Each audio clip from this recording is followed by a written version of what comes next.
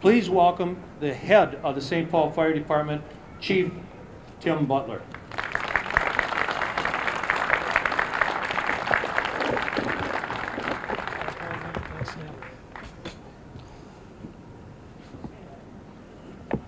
Good afternoon, ladies and gentlemen. Thanks very much for coming today. A century ago, the building of a fire station required the support and involvement of nearly the entire neighborhood.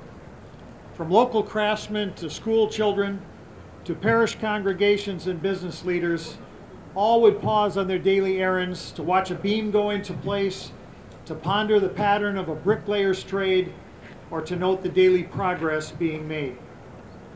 The fire stations of a century ago were safe havens in the neighborhood, a place for neighbors to gather and visit, a place to share information, and sometimes a place to take shelter in times of crisis. Commissioning a fire station was a cause for a community celebration. Neighbors were proud of the workmanship and wanted to show off their handiwork. The open house celebration that followed was a housewarming party where old friends would gather to visit. What had been the center of interest during construction now became a center point of community life. Communities don't build fire stations very often. The last time the St. Paul Fire Department commissioned both a fire station and fire headquarters was in 1930 at that public safety building that Snap introduced to you just a few minutes ago. It was also police and public health department headquarters. The last time the fire department commissioned a station and its own headquarters building was over a century ago. So today's commissioning truly is a once-in-a-lifetime experience, and I'm very happy that you chose to celebrate with us today. The building you see here today covers 58,000 square feet and includes some very unique features designed specifically for the community and for the very small and complex building site that we had to work with. The two fire station operations were merged into a single station at the west end of the building, and the fire headquarters occupies the east end behind me. The building was built to LEED Silver standards.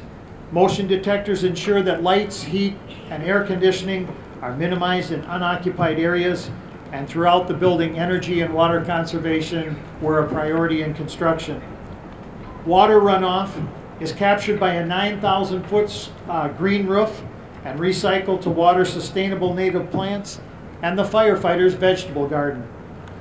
The green roof was paid for in part by a grant from the Capital Region Watershed District and will be used as a living classroom for school children and neighborhood groups wishing to learn more about green roof technology and rainwater conservation techniques. The lush garden oasis on the roof is also the perfect spot for community meetings and department award ceremonies. We designed the building to be open and accessible to the public. A large community room was built on the ground floor, and it can host up to 80 of our neighbors for meetings, training sessions, and emergency operations. There's literally hundreds of people to thank for this building. I'd like to thank them all. I can't name them all, but I'll thank them publicly right now. The funding, the building, the furnishing, the department in the city now have a very wonderful and very functional facility, and I appreciate all that work that went into it. I'd like to mention just a few specific people that made this project possible. Mayor Coleman, City Council President Kathy Lantry, Council President Dave Thune, and the members of the City Council, the Financial Department Director, Margaret Kelly. Thank you for your leadership and your policy and financial support of this project. All of you in the neighborhood have made us feel very welcome, and we look forward to many years of being exceptional neighbors and this vibrant community along the Old Fort Road. Thank you. Stay right there and change around the flag. Well, it's a great day to be here, and this is a very, very opportune time for the community to thank you. I grew up in South St. Paul, right across the street from the fire department, and I know your doors are open to the community all the time. And I also know that you give a lot of time away from your families to make sure that all of our families are safe. So, Chief?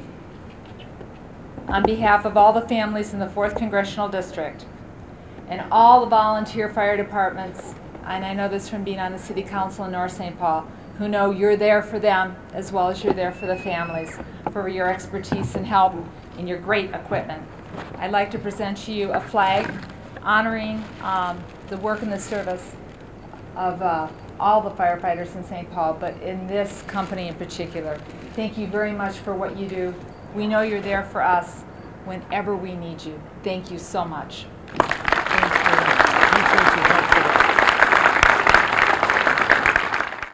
I doubt that there's anyone here in this whole crowd that has not been touched at one time or another by the St. Paul Fire Department, or if you're from out of town, some other fire department. These are the men and women that show up when you or a loved one might have a heart attack, when a house down the street or your own house might catch on fire, even when a cat goes in the tree.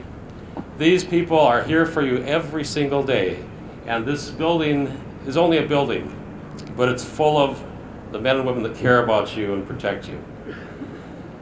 This house here is a combination of station 10s and 1s, which have been the heartbeat of the community. I think it's only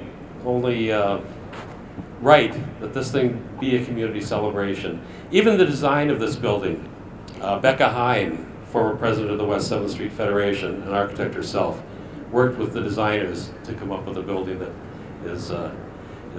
honors all of you who work here. I first got involved on my road to the city council back about 30 years ago, when in the middle of the night a house 2 doors down from me burned to the ground. And if it were not for the people of the St. Paul Fire Department, the house next to it, owned by the Marhoons, where they lived during this fire, would have burned as well. I saw this actually happen, and then the next morning I heard on the radio that the St. Paul City Council was planning to cut firefighters from the St. Paul budget. That struck a bell with me, and tired of smoky and dirty from helping move things out of my neighbor's house, I went down to the City Council meeting, made a fool of myself, and yelled at Ruby Hunt that you can't cut firefighters in this city. And I still feel that way, and I still believe that the City of St. Paul will uphold that promise to the people in the community.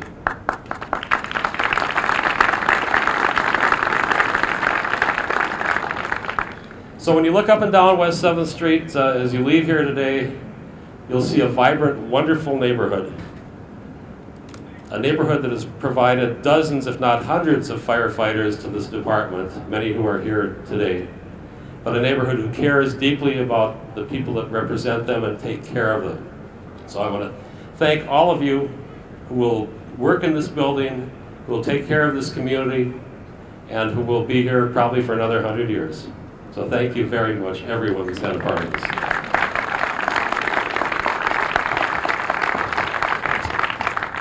Thank you, Dave. Thank you.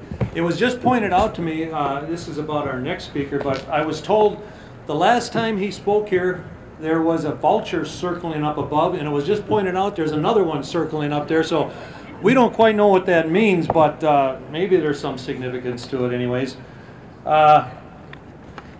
Next, like I say, Mayor, before we go, I just want to thank you again for firefighters in the community for this beautiful building. And before I have you come up here, just getting back to the old community, down the block, other side of the street, was the Black Bear Tavern, owned by Mr. Chiliphone. And Mr. Chiliphone ran every race for mayor, he was in it. So if he were alive today, Mayor, he'd be up against you next time too. But he got 300 plus votes every time he ran. I think it was relatives and patrons. And I know if Mr. Chiliphone were alive, Mayor, he wishes that, he always wished this, that he had something that you have, and that's a lot more relative. Please welcome Mayor Coleman. Thanks, Mayor. You can always tell a true son of West 7th Street by a couple of ways. First of all, that they would refer to what is now Roosters as Quick Chicken. Second of all, when you asked them what the first word they ever learned how to spell was, it was Schmidt. And you know all the little places. You grew up playing on the howitzer at the VFW club down here, and you know, you can take a boy off of West 7th Street, but you can never take West 7th out of the kid. And thank you, staff, for your years of service to the department. I have so many emotions here today. A couple of them are that this ceremony is really long. But you know, we don't do this very often. The last time we inaugurated a fire station was in 1983. Old Station 14 is what's probably now referred to as Old 14s. It's been so long. So this is a big celebration that we have here today. And it's an important celebration for a couple reasons. First of all, we're replacing the oldest operating department at TENS in the city of St. Paul. Snap stories about the old grains for the horses coming out of the ceiling are no lie. That actually was happening down there. It was time to replace that station. There are a lot of heroes that that were part of this whole story. Many of them have been mentioned, but I'm going to embarrass one in particular. When I started off as mayor, now over 5 years ago, almost 6 years ago, I appointed a deputy mayor, and I asked her, well, what do you want to accomplish as deputy mayor? And she says, I want to build stuff. I said, well, what do you want to build? She says, I want to build a fire station. And I just will tell you that there are a lot of fathers, a lot of mothers to this project, but there is one person without her determination and her dedication, this would not have happened, and that is Deputy Mayor Ann Mulholland. Ann, you have to stand up no matter how embarrassed you are. Stand up. That's Ann. I'm also filled with emotions because tomorrow we remember one of the worst moments in the history of this country and one of the most devastating moments in the history of the fire service in this country. We remember the men and women of the department in New York that perished that day. We remember their sacrifice.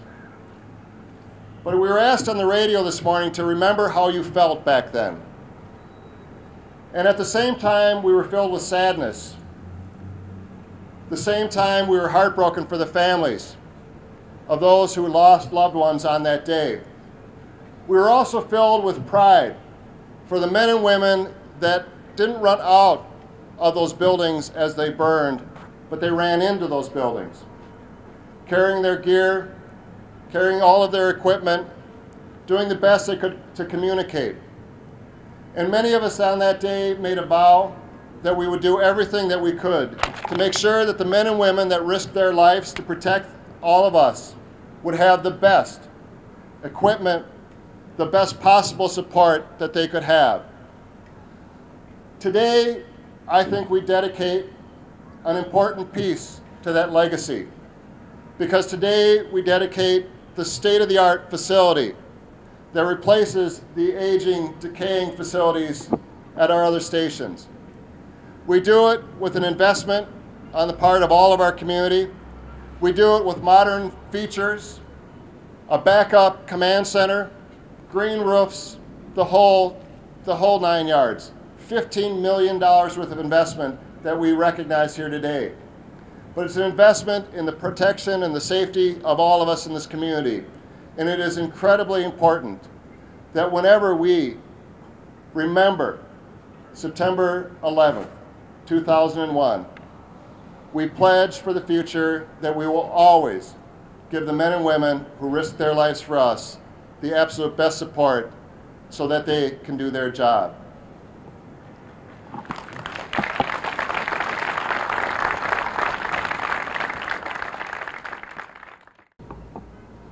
Today we dedicate this building to a family that will just provoke just such a memory.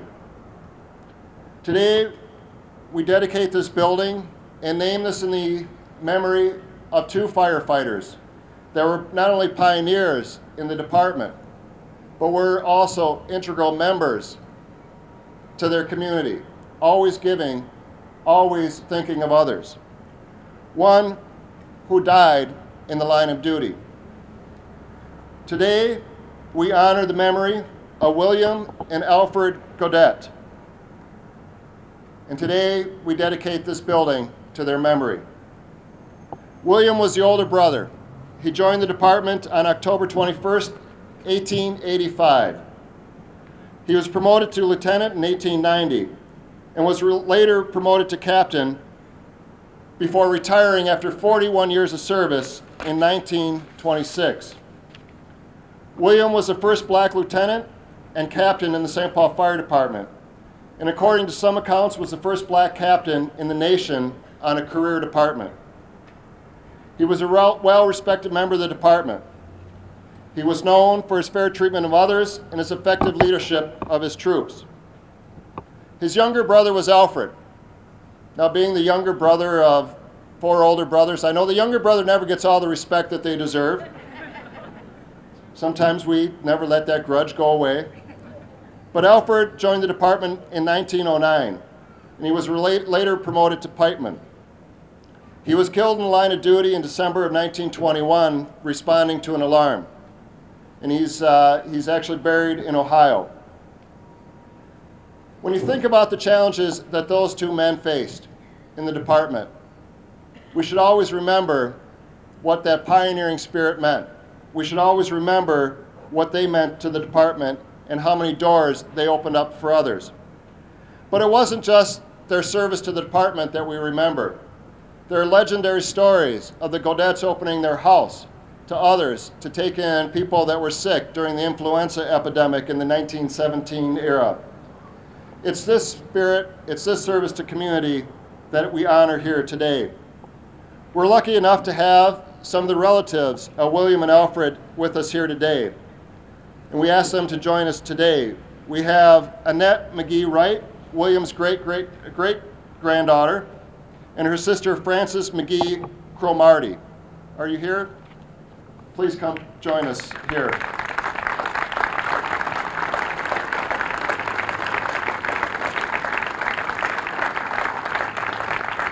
And I think, is Michael here as well? Francis's husband, Michael. Michael, come on up. And we have another daughter, Elizabeth.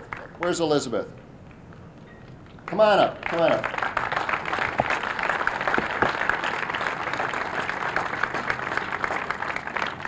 So with that, I want to just say, before we unveil officially this plaque, I want to say thank you to the men and women of this department that make us so proud every day. This isn't just a good department. It's not just a great department. It is truly the best department in the United States of America. I believe that, and I love to brag about it. Thank you. Today, as we rebuild St. Paul, as we dedicate this station, we always, first and foremost, remember that our job is to keep people safe, and you do it every day. Thank you for your service. And with that, let's unveil this wonderful plaque.